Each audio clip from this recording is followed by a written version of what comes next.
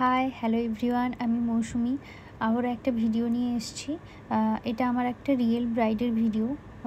যখন ওর মেকআপে গেছিলাম তখন কিছু কিছু ক্লিপস আমি নিয়েছিলাম, ওটাই আজকে তোমাদের সাথে শেয়ার করব।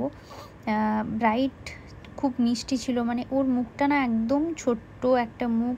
আর ও আমাকে যখন বুক করেছিল তখন বলেছিল আমাকে এমনভাবে সাজিও যাতে আমাকে একদম লক্ষ্মী ঠাকুরের মতো লাগে। এবার ওর মুখটাও ছিল একদম ছোট্ট, ওকে দেখতেও খুব মিষ্টি।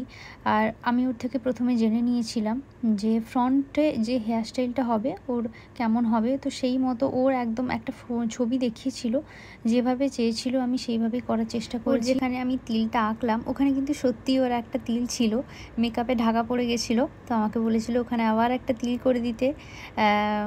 আর একটা কথা আমাকে বলেছিল, সেটা হচ্ছে ওর মুখে মানানসই একটা সুন্দর কলকা করে দিতে। সব কাজ শেষ করে কমপ্লিট করার পরেই ওর কলকাটা ধরেছিলাম।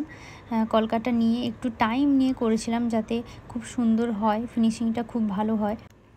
আর আমি দেখো কাজের মাঝে মাঝেও ওর সাথে কথা বলছিলাম, ওকে হাসাচ্ছিলাম। আর ও এত খুশি, মানে ও মেকআপটার জন্য ওকে এত মিষ্টি লাগছিল। ওকে একবার দেখতে দিয়েছিলাম যে ওকে কেমন লাগছে, আর বলেছিলাম একটু ভিডিও নিচ্ছি, একটু পোজ দাও, একটু হাসো। ও এতটাই খুশি ছিল, ওর মেকআপ নিয়ে এতটাই স্যাটিসফাই ছিল, ওর কাছ থেকে আর আমাকে আলাদা করে রিভিউ নিতে হয়নি। ও নিজে থেকেই যখনই দেখছে আয়নাতে একটু একটু করে ওকে দেখানো হচ্ছিল, যখনই দেখছে তখনই একটু একটু করে হাসছে, মুচকি মুচকি হাসছে, আর খুব লাজুক ছিল।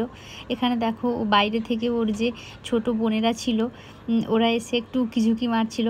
আর ব্রাইড করার সময় আমি ভেতরে কাউকে ঢুকতে দিই না, তো শেষ হওয়ার পর, কাজ শেষ হওয়ার পর ওদেরকে একটু দেখতে দিয়েছিলাম। ওরা এসে বলছিল যে কেমন লাগছে, মিষ্টি লাগছে। তারপর ফটোগ্রাফাররা চলে এলো।